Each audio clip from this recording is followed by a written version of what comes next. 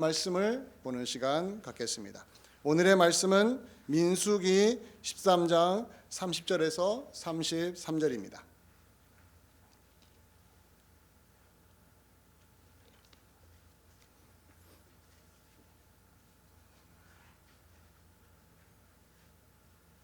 오늘의 말씀은 민수기 13장 30절에서 33절 한 절씩 교독으로 읽겠습니다. 제가 먼저 30절을 읽습니다.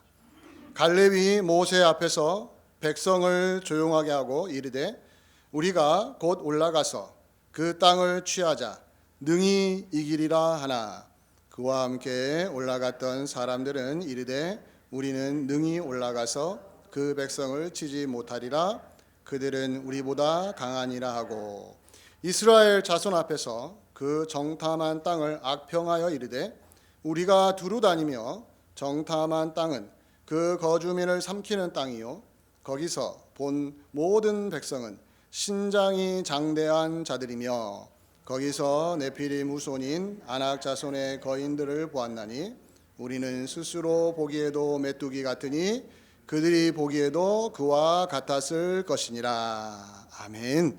함께 기도합니다. 기도를 시작하겠습니다. 하나님, 기대감을 갖고 이 자리에 왔습니다. 이 예배 자리에 오면서 하나님을 향한 마음을 품고 왔습니다. 하나님이 은혜 주시기를, 성령으로 함께 해주시기를, 우리의 잠자는 영혼을 깨워주시기를, 우리의 죽은 영혼이 살아나기를 원하는 마음으로 소망을 품고 이 자리에 왔습니다. 채워주시고 인도해 주시고 성령의 강력한 역사를 체험하고 한 주간을 또 믿음으로 승리할 수 있도록 우리를 붙들어 주시옵소서.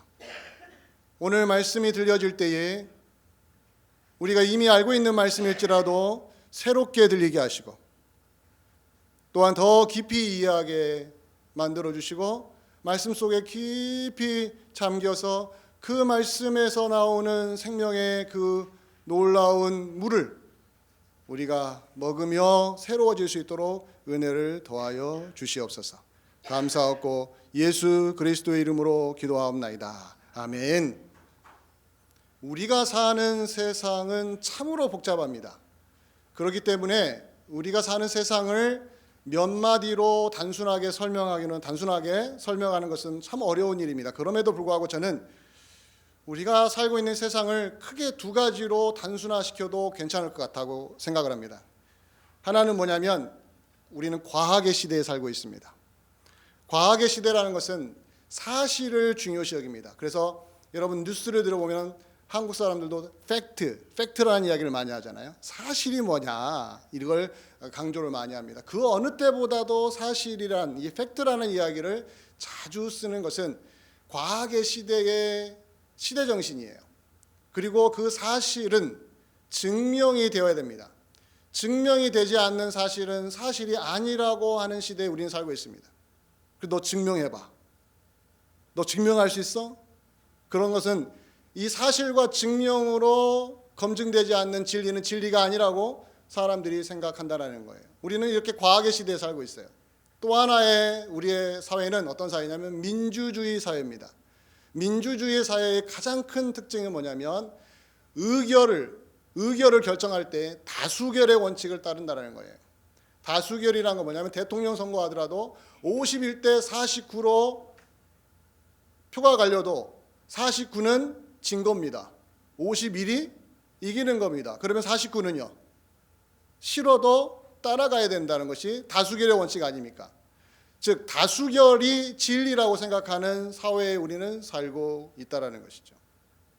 자, 그렇다면 과학의 시대에 살고 있고 민주주의 사회에 살고 있는 우리들, 여기에 너무 익숙한 우리들이 그렇다면 여기에서 믿음으로 사는 건 무엇이겠습니까?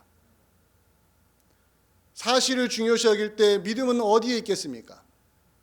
다수결로 진리를 결정하는 시대에 믿음으로 결정하는 건 또 어떤 것이겠습니까? 고민해야 됩니다. 왜냐하면 여러분과 저는 믿는 사람들입니다. 예수님을 믿겠다고 이 자리에 온 사람들입니다. 믿음으로 살겠다고 하는 사람인데 과학의 시대라 할지라도 민주주의 사회라 할지라도 믿음으로 살겠다고 결심했기 때문에 그것으로 사는 것이 무엇인지를 우리는 성경을 통해서 항상 배워야 한다는 것이죠. 자, 그렇다면 과거 우리가 성경 민수기에 나오는 이스라엘 백성들은 어느 시대에 살았습니까? 이들은 과학의 시대가 아니었습니다. 민주주의 사회도 아니었습니다. 이들은 광야 시대에 살았습니다. 그 말은 우리가 살고 있는 환경보다 훨씬 더 안 좋은 시대에 살았습니다. 그럼에도 불구하고 하나님은 광야 시대를 살고 있는 이스라엘 백성들에게 무엇을 요구했냐면 믿음을 요구했습니다. 믿음. 광야라는 험악한 곳에서 살지라도 믿음으로 살아야 한다고 요구하셨어요. 여러분, 어떤 학자가 광야는 윌더니스라는 단어를 쓰기도 하고 데절트라는 단어를 쓰기도 합니다. 광야 아니면 사막이라고 말하는데 이걸 어떻게 묘사하냐면 죽음과 가뭄의 장소라고 말합니다. 죽음의 장소, 가뭄의 장소, 또 하나는 시험의 장소, 유혹의 장소라고 말합니다. 이 네 가지는 믿음으로 살고자 하는 사람들에게는 치명적인 안 좋은 장소라는 거예요. 죽음은 믿음을 무너뜨립니다. 가뭄과 기근도 믿음을 무너뜨립니다. 이번에 북아프리카 모로코에서 지진이 나가지고 2,000명 이상이 지금 사망했다는 이야기 듣지 않습니까? 그곳에서 믿음이 무엇일까요? 거기에서 예수 믿고 산다는 게 무엇일까요? 고민하게 되지 않겠습니까? 죽음의 장소, 가뭄의 장소, 시험과 유혹이 넘쳐나는 이런 곳에서 믿음으로 살아야 될까? 사는 것 자체가 힘든 것인데 라는 생각을 할 수 있지 않겠습니까? 그러나 하나님은 양보하지 않으십니다. 이스라엘 백성들에게 어떻게 살라고요? 믿음으로 살라고 요구하십니다. 오늘 본문의 이야기가 바로 그런 맥락에서 등장하고 있어요. 오늘 본문 이야기를 한번 제가 여러분들에게 간략히 설명해 드린다면 이런 겁니다.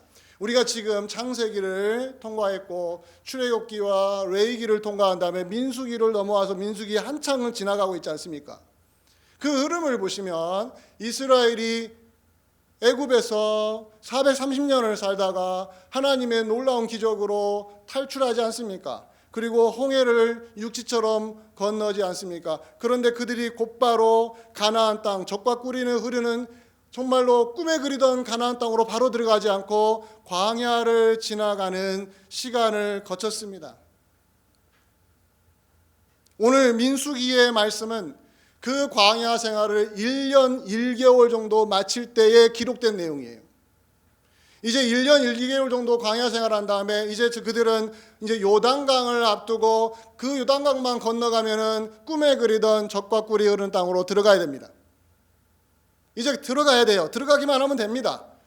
이제 코앞으로 다가왔습니다.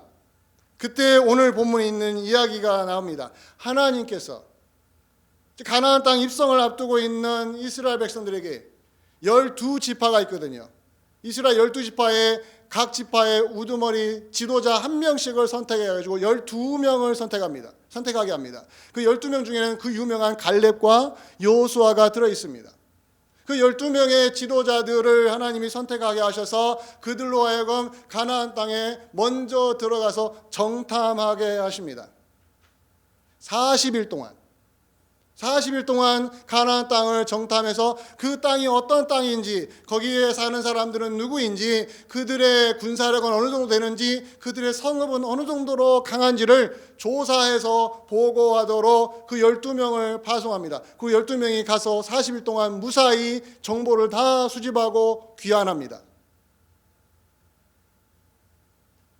돌아와서 그 12명이 모세와 아론 비롯해서 모든 이스라엘 백성들 앞에 보고를 합니다. 우리가 보고 온 것이 무엇이냐? 딱 두 가지로 모아집니다. 하나는 진짜 젖과 꿀이 흐르는 땅이더라. 이 사막과는 비교가 안 되는 꿈에 그리던 땅이 맞다. 하나님이 말씀하신 그대로 젖과 꿀이 흐르는 땅이더라. 그래서 과일을 가져오지 않았습니까? 샘플로. 또 하나는 그런데 우리가 정복해야 될 그 땅에 사는 사람들을 보니 너무너무 크더라. 거인이라는 거예요. 장대하더라. 거인들이다. 그리고 그들의 군사력은 상상할 수 없을 만큼 대단하더라. 다 정예 부대들로 다 무장한 사람들이다. 왜냐하면 이스라엘 백성들은 광야 430년 동안 싸워본 적이 없는데 그 가나안 땅 사람들은 매일매일 싸움 전쟁터를 방불케 하는 삶을 살았거든요. 그러니 전 국민이 다 군인이었던 거예요. 장대한 몸을 가지고 있고 군사력이 장난이 아니고 또 개인당 일당 100을 감당할 정도로 어마어마한 힘을 가지고 있는 이 가나안 백성들을 딱 보고 와서 그것을 보고를 합니다. 자, 여기까지는 12명이 딱 맞아떨어졌어요. 정확하게 다 의견 일치해서 보고를 합니다. 근데 그 다음이 문제입니다. 12명이 10대 2로 나누어집니다. 10대 2로. 갈렙과 여호수아가 한쪽이고 나머지 10명이 또 한쪽에 서서 그 다음에 어떻게 할 것이냐. 어디에서 의견이 갈라지냐면 이제 가나안 땅으로 들어갈 것이냐 말 것이냐 이것 놓고 의견이 두 개로 나눠지는 거예요. 갈렙은 오늘 본문에 있는 갈렙은 뭐라고 합니까? 30절을 보시기 바랍니다.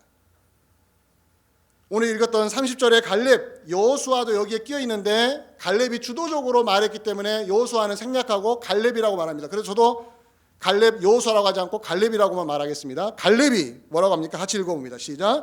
갈렙이 모세 앞에서 백성을 조용하게 하고 이르되 우리가 곧 올라가서 그 땅을 취하자 능히 이기리라 한다.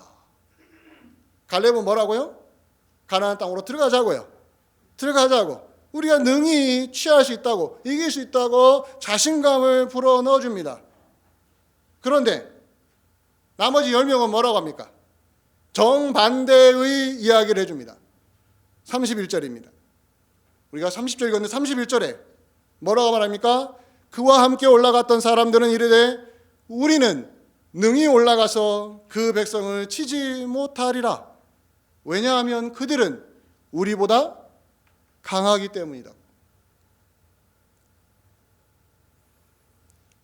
가나안 땅에 사는 사람들이 누구이며 그 땅이 얼마나 젖과 꿀이 흐르는 땅인지를 다 똑같이 12명이 이야기했는데 이제는 그 땅으로 들어가는 문제에 있어서는 10대 2로 나누어졌단 말이에요. 그러면서 10명이 적극적으로 반대합니다. 들어가면 몰살당한다. 들어가면 우리 이스라엘 백성들 다 죽는다. 그때 이스라엘 백성들이 몇 명인지 아십니까? 60만 명이라고 했습니다. 60만 명. 그런데 성경에 보면 민수기를 보면 1장 2장을 보면 그 60만 명의 숫자가 누구냐면요. 20세 이상으로 전쟁에 나갈 만한 싸움에 나갈 만한 장정들 남자의 수만 60만 명이라고 했습니다. 60만 명 약간 넘어요. 그래서 학자들이 말합니다. 여성과 아이를 포함한다면 200만 명은 될 것이라고. 저도 그 말에 동의합니다. 200만 명. 여러분 광야 사막에서 200만 명이 움직인다고 생각해 보세요. 10만 명만 움직여도 10만 대군이면 어마어마한 숫자 아닙니까? 근데 200만 명이 움직인단 말이에요. 근데 200만 명이 가나안 땅으로 들어가 다 몰살당한다면 누가 책임지겠습니까? 그래 10명은 사명감을 가지고 막는 거예요. 우리가 직접 보고 왔는데 이거 그냥 이대로 가면 우리는 끝장이다. 근데 2명은 갈렙과 여호수아는요. 뭐라고 합니까? 우리는 가서 취할 수 있다. 이길 수 있다. 자, 누구 말을 들어야 됩니까? 누구 말을 들어야 돼요? 고민되지 않겠습니까? 이스라엘이 선택한 게 뭔지 아십니까? 이스라엘이 선택한 거. 이스라엘은 2명이 아니라 10명을 선택했습니다. 민주주의 사회의 법칙을 따랐습니다. 민주주의 사회도 아니었는데 신본주의 사회였는데 신본주의라는 게 뭡니까? 하나님이 통치하시는 이스라엘 백성인데 민주주의 시대에 마치 사는 것처럼 다수결의 원칙에 따랐습니다. 10명의 말이 맞다. 근데 그 내용을 들어가 보면 그럽니다. 갈렙이 말한 것은 신뢰할 수 없다고 말한 거예요. 생각한 거예요. 왜 신뢰할 수 없느냐? 아니 사실을 이야기해 주는데 그 사실을 무시하고 저렇게 무모하게 말할 수 있을까? 갈렙은 간땡이가 부었다고 생각하는 것이죠. 간이 붙지 않고는 그렇게 말할 수 없다고 생각한 거예요.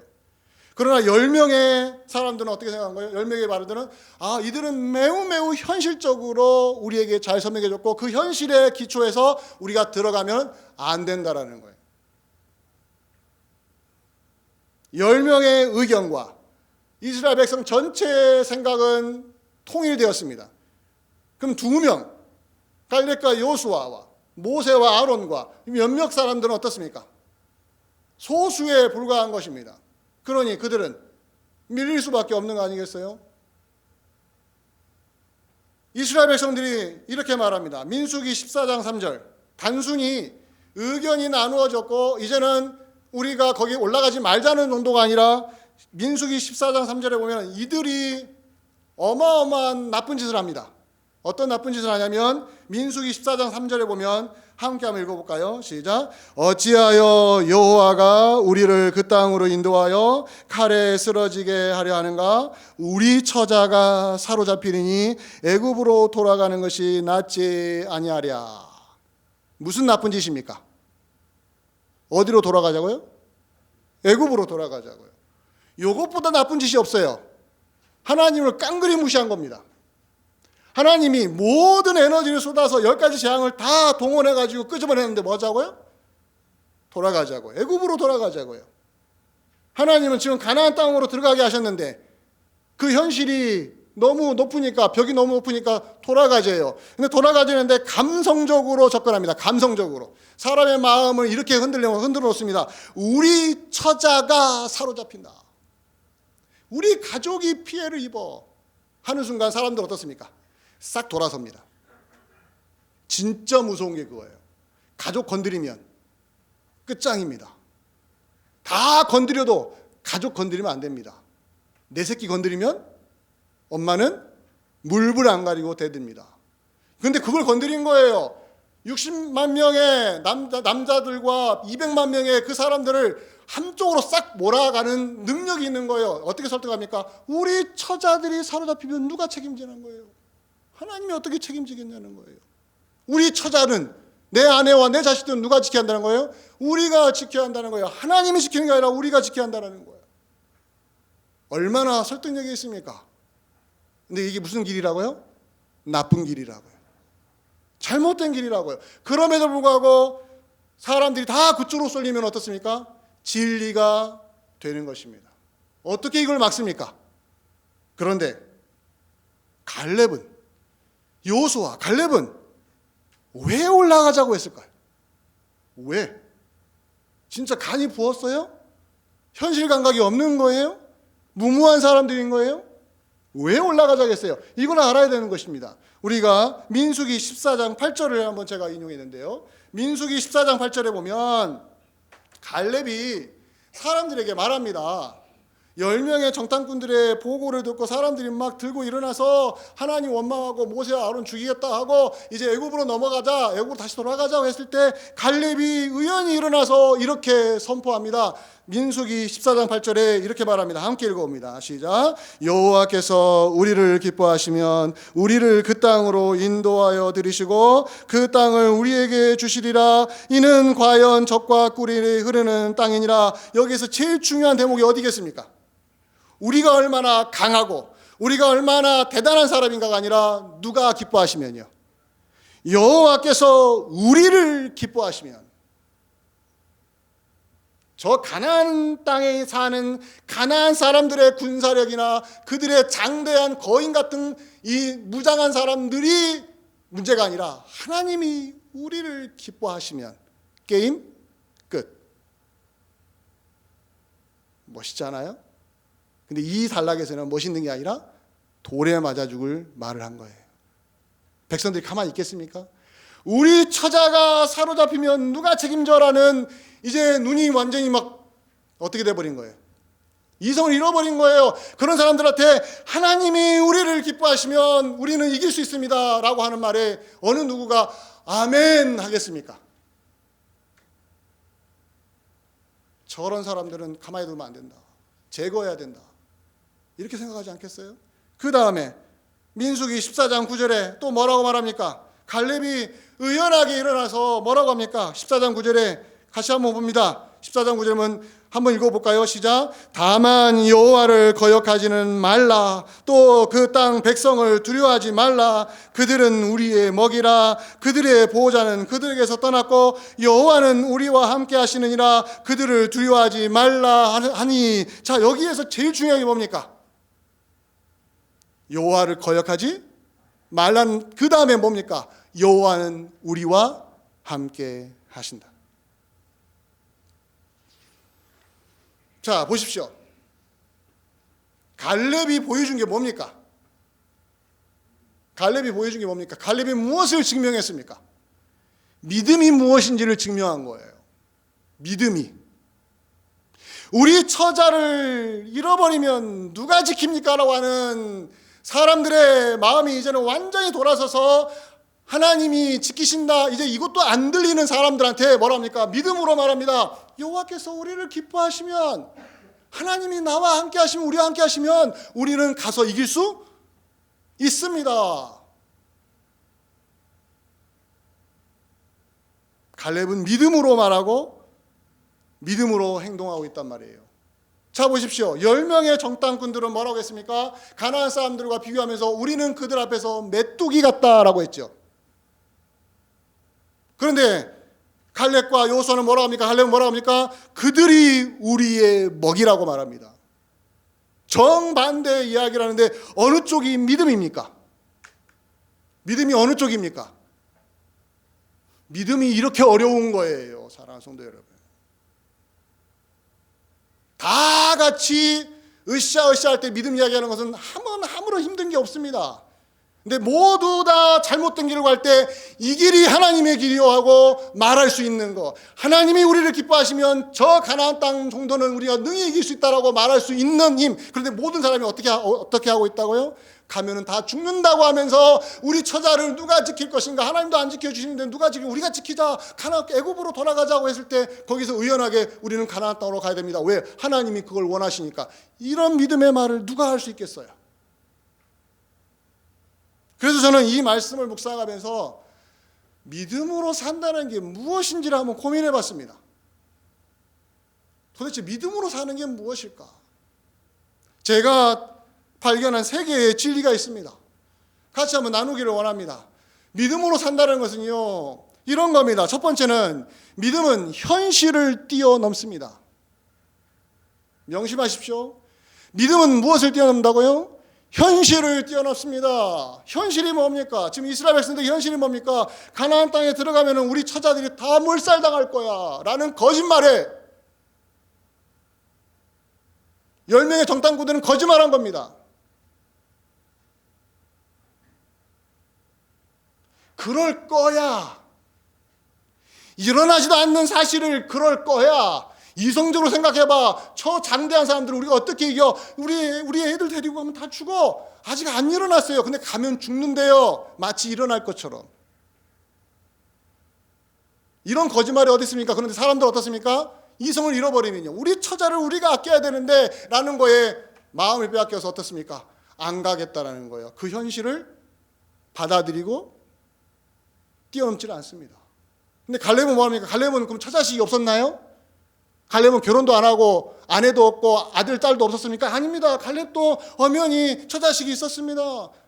그러면 자기 자식들은 몰래 빼고 남들만 데리고 왔을까요? 아닙니다. 다 같이 가자고 하는 거예요. 그런데 갈렙은 뭐라고 합니까? 능히 이길 것이라고. 하나님이 우리와 함께 하시며 이긴다고. 무슨 뜻이겠습니까? 10명의 정탐꾼은 현실 앞에서 무릎을 꿇었지만, 현실을 뛰어넘지 않았지만, 갈렙과 여호수아는 현실을 뛰어넘은 것입니다. 이것이 믿음이에요, 사랑하는 성도 여러분.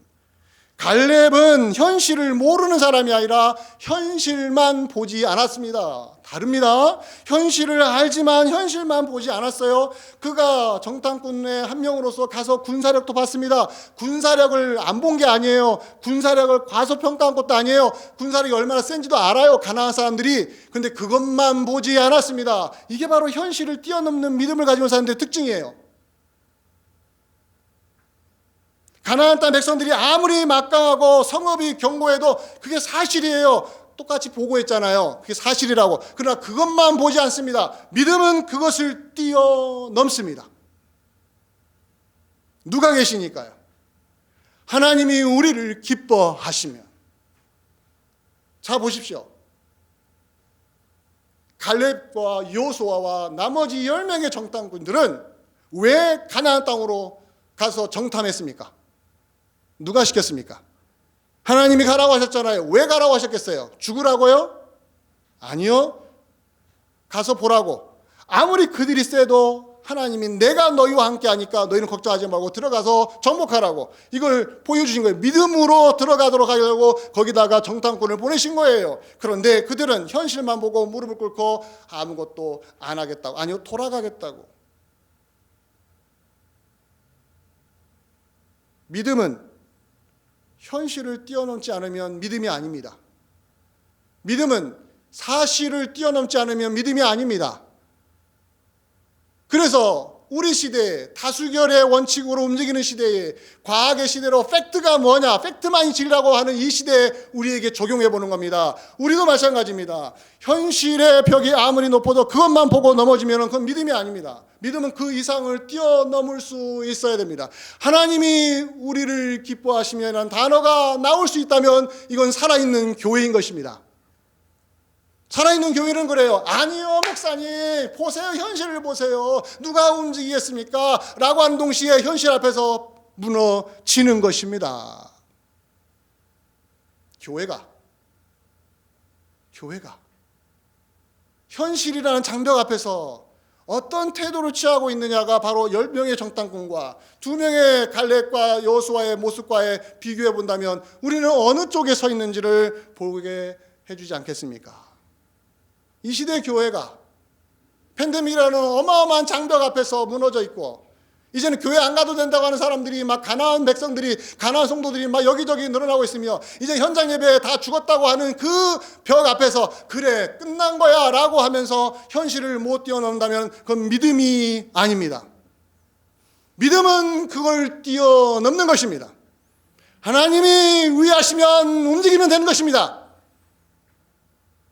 그러나 대다수는 10명의 정탐꾼과 우리 처자들이 위험에 처하면, 우리 처자들이 사로잡히면, 내 몸이 상하면, 나에게 문제가 생기면, 나의 경제적인 문제가 생기면, 나의 물질의 문제가 생기면 아무것도 안 해라고 하는 사람들은 대다수가 교회를 지배하고 있다면 교회는 믿음으로 움직이지 않습니다.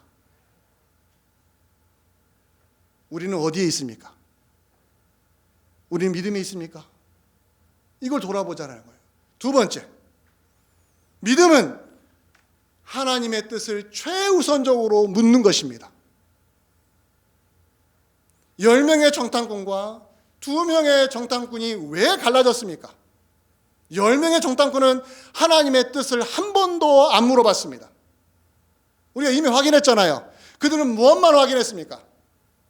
가나안 땅에 들어갔더니 젖과 꿀이 흐르는 땅인 건 맞아. 그러나 그 사람들이 얼마나 대단한 사람들이며 키가 2m가 넘고 그들은 군사력이 장난이 아니고 그들은 매일매일 정예부도처럼 훈련받은 사람들이야. 여기에 하나님의 뜻은 하나도 들어가지 않았습니다. 근데 갈렙은요? 갈렙과 여호수아는요? 맞다. 나도 10명의 정탐꾼과 똑같이 그들이 그런 사람인가 안다. 똑같이 말합니다. 그러나 하나님이 우리를 위하시면, 하나님이 우리와 함께 하시면 하나님이 그 땅을 우리에게 주신다고 하지 않았는가라는 하나님의 뜻을 붙들고 사람들에게 말합니다. 아니요, 우리는 거기에 들어가야 합니다. 우리는 거기에 믿음으로 발을 들여놔야 합니다. 우리 처자가 위험해질까 봐 무섭습니까? 아니요. 하나님이 보호하시면 위험하지 않습니다. 언제든지 하나님은 죽은 자도 살릴 수 있습니다. 발을 한번 들여놔 보세요. 라고 하나님의 뜻을 제일 먼저 찾습니다. 믿음의 사람은 그래요. 믿음이 있는 사람의 목소리와 믿음이 없는 사람의 목소리가 교회 안에서 울려 퍼집니다. 어떤 걸 결정할 때도 믿음의 사람의 목소리와 믿음이 없는 사람의 목소리가 막 같이 동시에 터져 나옵니다. 잘 한번 들어보세요. 하나님의 뜻을 묻고 있는 사람은 믿음의 사람들입니다. 그러나 하나님의 뜻을 무시하는 사람들은, 아니요, 현실만 이야기하는 사람들, 사람들의 마음만 생각하는 사람들, 사람들의 생각만 생각하는 사람들은 믿음의 사람들이 아닙니다. 그런 사람의 말을 들으면 교회는 죽는 길로 가는 것입니다. 어떠십니까? 우리가 하나님의 뜻을 묻고 있나요?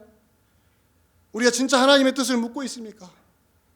하나님의 뜻이 무엇인가를 우리는 생각하고 있습니까? 아니면 현실만을 강조하십니까? 하나님의 뜻을 물어야만 믿음으로 갈 수가 있습니다. 그러나 현실만을 이야기하는 사람은 믿음이 없는 사람입니다. 정직해 주십시오. 믿음이 있는 척하지 마시기를 바랍니다. 말은 현실만 이야기해놓고는 나는 믿음이 있는 사람이라고 자기를 속이는 바람에 자기도 속고 남도 속이며 교회 전체가 어디로 흘러가 버립니까? 믿음이 없는 쪽으로 흘러갈 수 있지 않습니까? 이걸 어떻게 막을 수 있어요?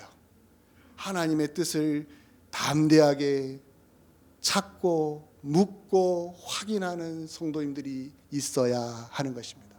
그 사람들이 단 2명일지라도 12명 중에 10명이 한쪽으로 쏠리고 2명만 그런 말을 할지라도 그 2명을 통하여 하나님은 일을 하십니다. 여러분 아십니까? 갈렙과 여호수아만 가나안 땅에 들어가고 10명은 못 들어간 거? 여러분 이 사건 때문에 이스라엘 백성들은요 1년 만에 가나안 땅으로 들어갈 수 있는 걸 40년 동안 광야 생활하면서 40년 동안 헤매다가 40년 뒤에 들어갔습니다. 왜 그런지 알아요? 이때 이 불평한 사람들 다 광야에서 죽어야 했기 때문에. 이게 하나님의 심판이었습니다.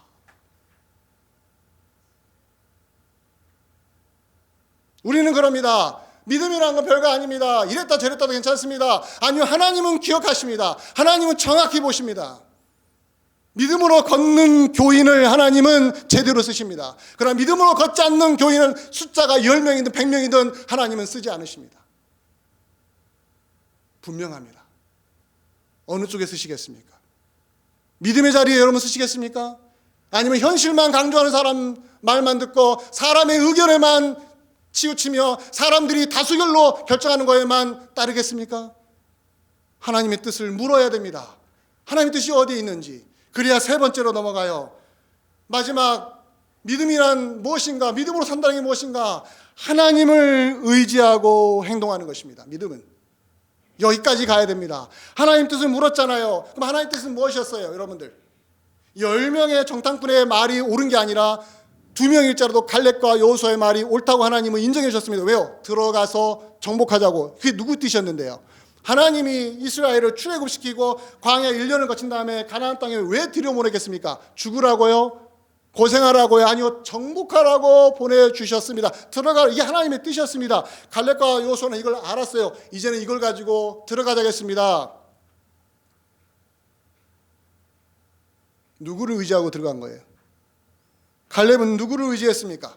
이걸 확인하셔야 돼요. 누구를 의지했는지. 자, 민수기 13장 30절, 오늘 읽었던 말씀 중에 30절을 다시 한번 보면서 갈렙이 왜 이런 말을 했는지를 한번 확인해 보시기를 바랍니다.